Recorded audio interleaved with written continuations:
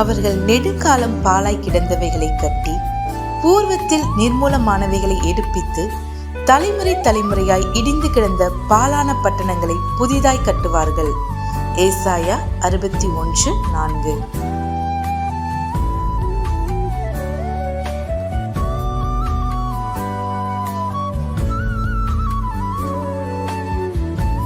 And they shall build the old wastes. They shall raise up the former desolations, and they shall repair the waste cities, the desolations of many generations. Isaiah 61:4.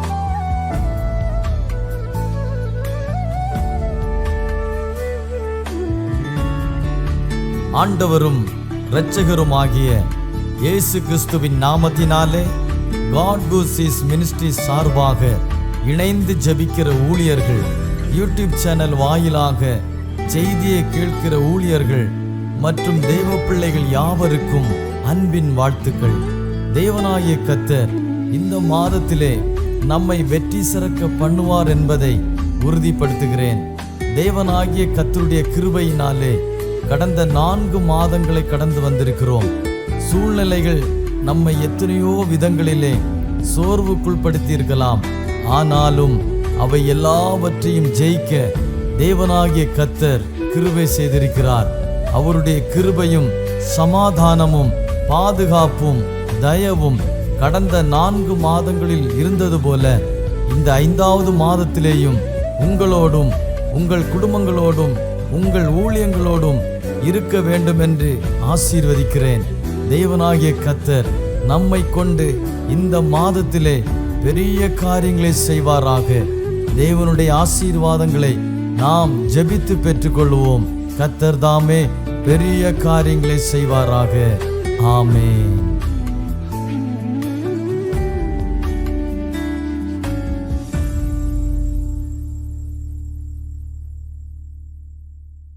Price the Lord.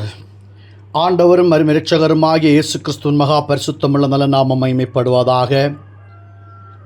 ஒரு விசை கூட இந்த God கூசிஸ் ministry மூலமாய் உங்களை சந்திப்பதில் மிகுந்த சந்தோஷம் அடைகிறேன். ஆண்டவருடைய பெரிதான கிருபையினாலே இந்த மே மாதத்திலும் உங்களோடு கூட கர்த்தருடைய வார்த்தையுமாய் கூடி வரும்படி பரலோகத்தின் ஆண்டவர் அடியானுக்கு செய்த கிருபையை நினைத்து அப்பாவை ஸ்தோத்தரிக்கிறேன். காட் கூசிஸ் மினிஸ்ட்ரியுடைய தலைவரும் பிரசன்னமாய் காணப்படுகிற சகோதரர் தாமஸ் அவர்களோடு இணைந்து கர்த்தர் நாமத்தையே மகிமைப்படுத்தி கொண்டிருக்கிற கனத்துக்குரிய போதக பிதாக்கள், இந்த யூடியூப் வாயிலாக கர்த்தர் வார்த்தையை ஒவ்வொரு நாட்களும் கேட்டுக்கொண்டிருக்கிற எனது அருமை தேவ மக்கள், உங்கள் அனைவருக்கும் இரட்சகராம் இயேசு கிறிஸ்துவ நாமத்தினாலே இந்த மே மாதத்திலும் நன்றியையும் வாழ்த்துதலையும் உருவாக்கி கொள்ளுகிறேன். ஆம் தேவ பிள்ளைகளே, இன்றைக்கு இந்த தினத்தில் நாம் சிந்திக்கும்படியாக பரிசுத்த வேத புஸ்தகத்திலிருந்து ஒரு வார்த்தை வாசித்து கேட்கலாம்.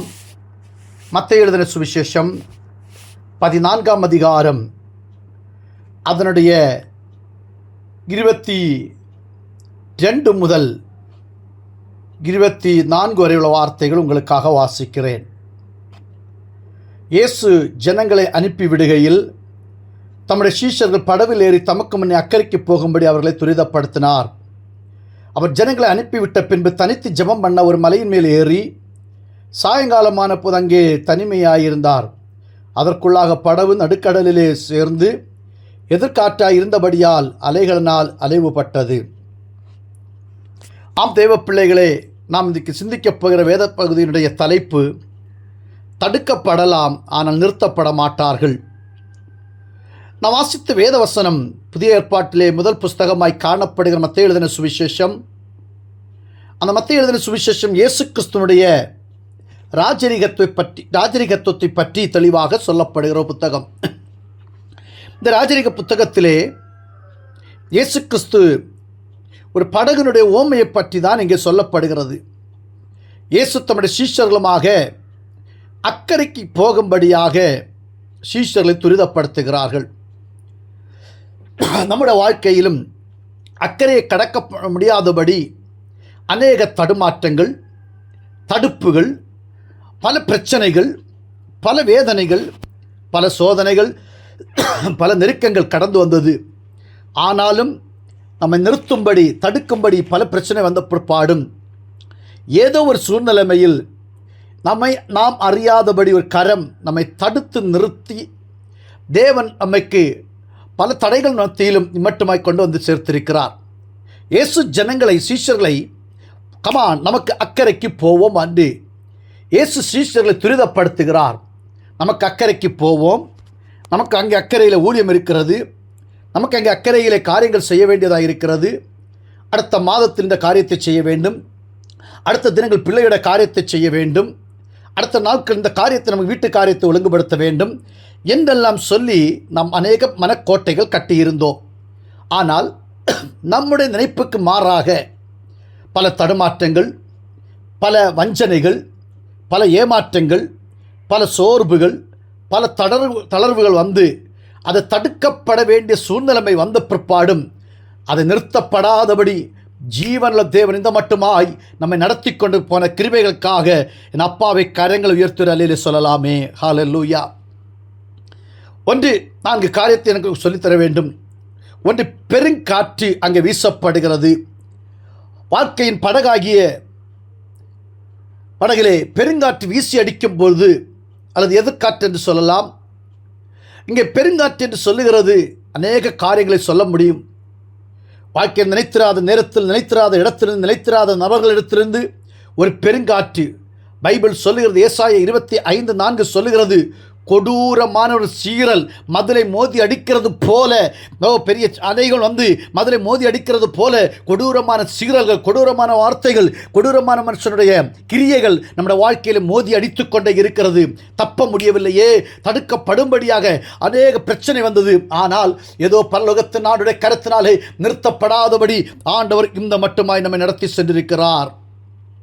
ஏசாயா 32:2 வாசிக்கும் பொழுது அவர் காற்றுக்கு ஒதுக்காக காணப்படுகிறார் என்று வாசிக்கிறோம்.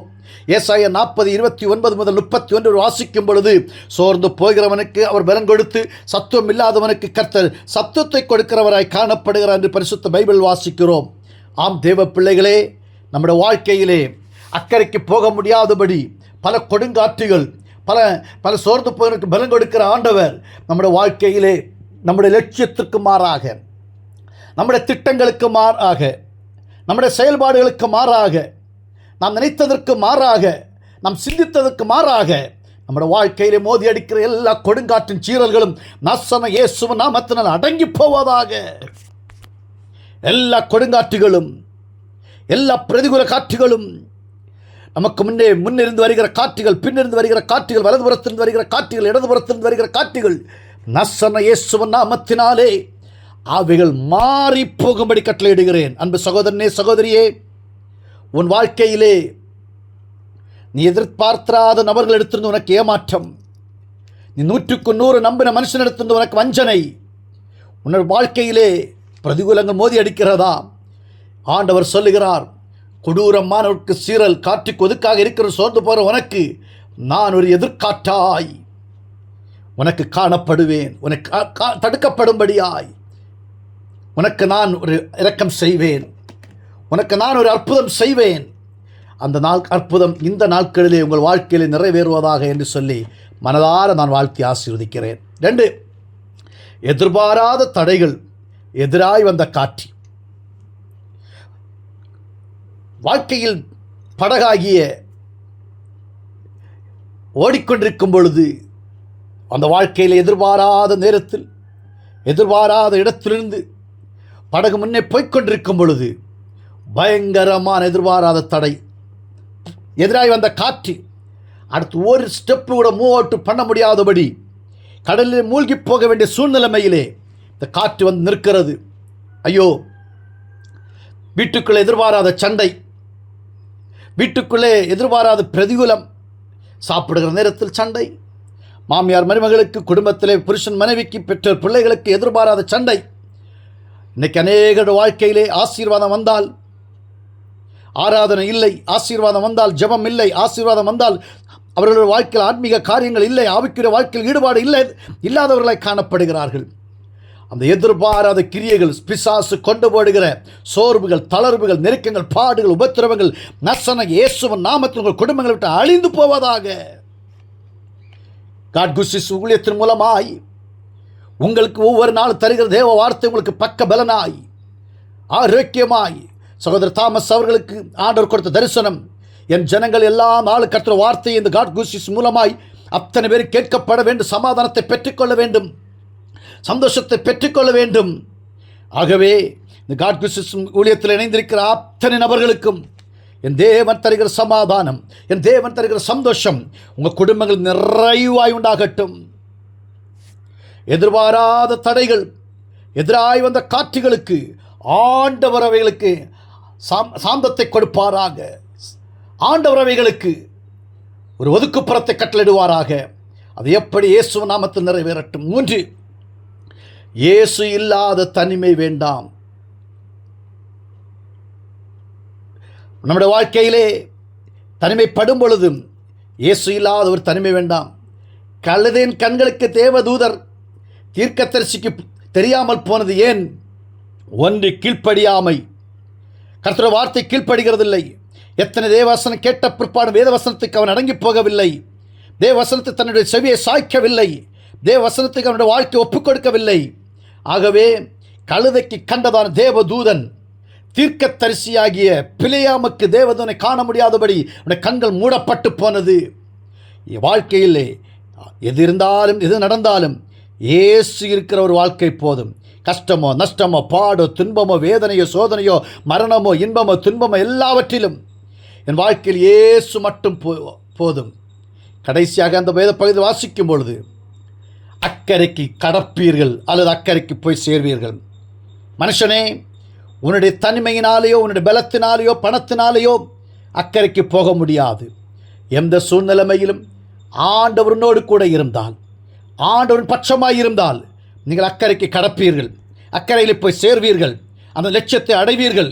நீ உன் குடும்பத்தை குறித்துள்ளதான லட்சியம், உன் பிள்ளைகளை குறித்துள்ளதான லட்சியம், உன் ஊழியத்தை குறித்துள்ளதான லட்சியம், உன் வாழ்க்கை குறித்துள்ள லட்சியம், உனக்கு குடும்பத்தில் காணப்படும் அத்தனை காரியங்கள் லட்சியங்கள் சர்வ வல்லமையுள்ள ஆண்டவர் அந்த லட்சியத்தை நிறைவேற்றி தருவாராக.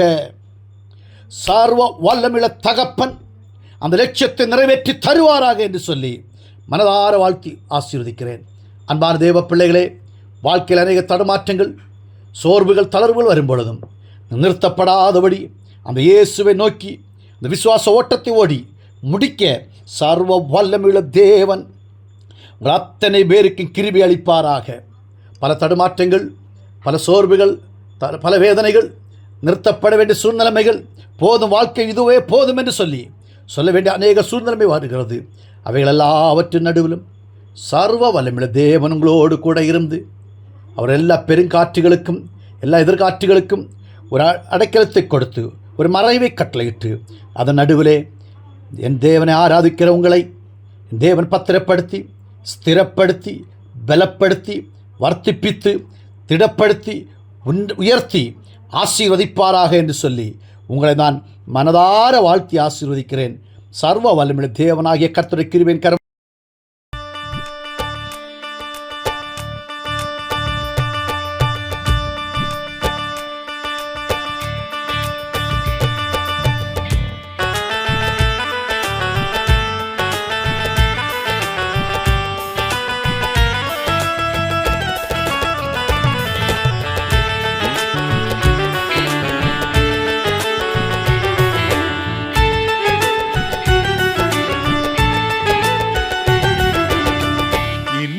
சுராஜாவை நான் பார்த்தால் போதும், மகிமையில் அவரோடு நான் வாழ்ந்தால் போதும். இன்றைய சுராஜாவை நான் பார்த்தால் போதும், மகிமையில் அவரோடு நான் வாழ்ந்தால் போதும். நித்தியமாம் மோட்ச வீட்டில் சேர்ந்தால் போதும், நித்தியமாம் மோட்ச வீட்டில் சேர்ந்தால் போதும். அல்லேலூயா கூட்டத்தில் நான் மகிழ்ந்தால் போதும், அல்லேலூயா கூட்டத்தில் நான் மகிழ்ந்தால் போதும். இன்பையை சுராஜாவை நான் பார்த்தால் போதும், மகிமையில் அவரோடு நான் வாழ்ந்தால் போதும். இன்பையை சுராஜாவை நான் பார்த்தால் போதும், மகிமையில் அவரோடு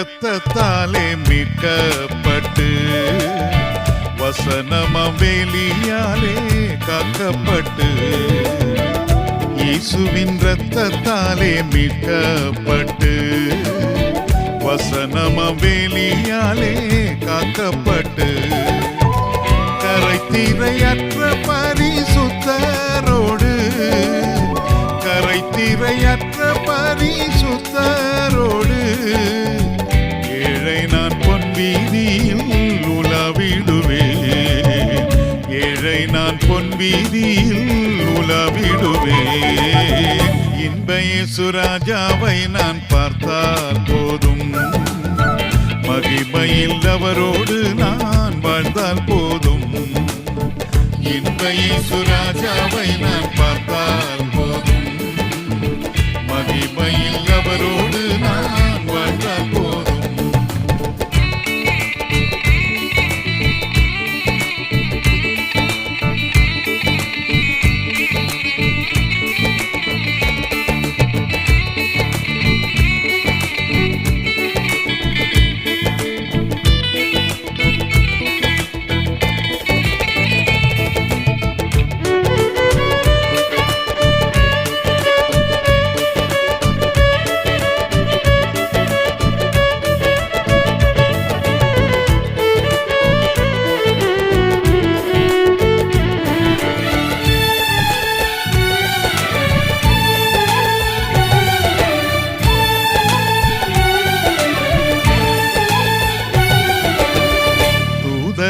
வீணைகளை மீட்டும் போது நிறைவான ஜப கோஷம் முழங்கும் போது தூதர்கள் வீணைகளை மீட்டும் போது நிறைவான ஜப கோஷம் முழங்கும் போது அல்லேலூயா கீதம் பாடிக்கொண்டு அல்லேலூயா கீதம் பாடிக்கொண்டு அன்பராமேசுவோடு அகமகிழ்வேன் அன்பராமேசுவோடு அகமகிழ்வேன் இன்ப இயேசு ராஜாவை நான் பார்த்தால் போதும் மகிமையில் அவரோடு நான் வாழ்ந்தால் போதும் இன்ப இயேசு ராஜாவை நான் பார்த்தால் போதும் மகிமையில் அவரோடு நான் வாழ்ந்தால் போதும்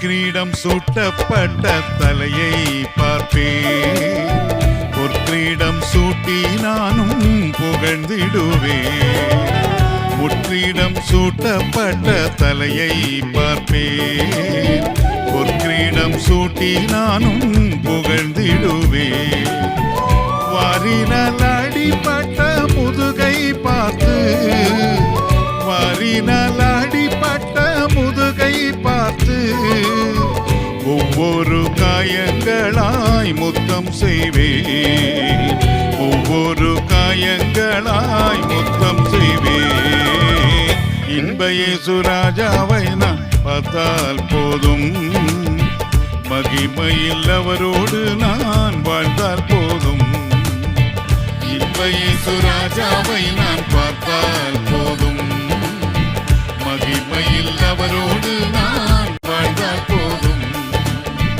நித்தியமா மோட்ச வீட்டில் சேர்ந்தால் போதும் நித்தியமா மோட்ச வீட்டில் சேர்ந்தால் போதும் அல்லேலூயா கூட்டத்தில் நான் மகிழ்ந்தால் போதும் அல்லேலூயா கூட்டத்தில் நான் மகிழ்ந்தால் போதும் இன்ப இயேசு ராஜாவை நான் பார்த்தால் போதும் மகிமையில் அவரோடு நான் வாழ்ந்தால் போதும் இன்ப இயேசு ராஜாவை நான் பார்த்தால் போதும் பயின்றவரோடு நான் வாழ்ந்தால் போதும்